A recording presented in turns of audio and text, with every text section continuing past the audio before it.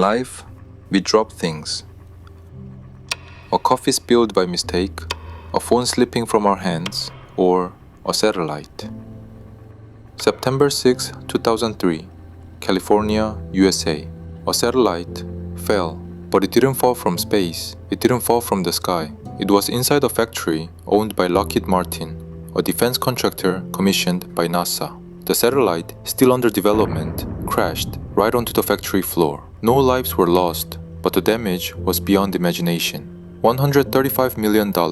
At the time, that was roughly 160 billion Korean won. As the repair costs reached astronomical figures, Lockheed Martin had to give up every cent of profit they expected from the project.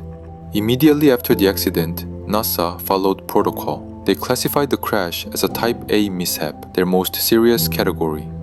They formed the MIB, an official mishap investigation board, led by NASA's top experts to find the cause. So, what caused the satellite to fall? The technical reason was discovered in just a few days: 24 bolts.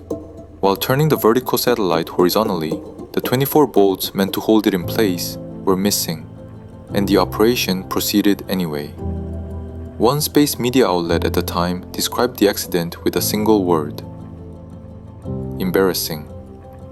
The physical cause was simple, but the MIB's investigation didn't stop there. It continued for an entire year. Not for the technical how, but for the fundamental why. The year-long investigation, involving 20 experts, resulted in a 113-page report. It identified 4 root causes: failure to follow procedures, incomplete procedures, lack of supervision, and organizational culture. But there was one word that pierced through all of them: complacency. It'll be fine. That complacent attitude had spread throughout the factory like a virus. That was the real problem. The manager, who was supposed to visually verify the bolts, signed the documents without looking. The supervisor, who had the final responsibility, also signed off without checking. Even the technicians operating the satellite could have seen the bolts were missing.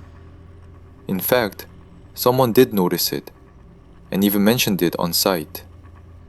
And yet, the work continued.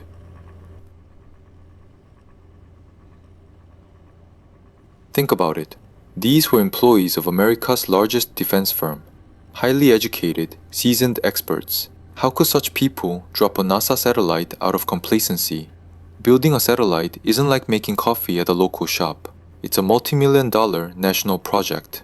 The fact that such a project could be ruined by a simple attitude is just as absurd as the accident itself. But if we look closer at NASA's conclusion, we realize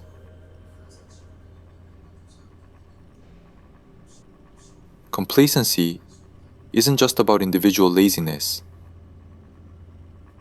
It speaks to something much deeper: the terrifying vulnerability of human nature, trapped in inertia, woven into the very fabric of an organization.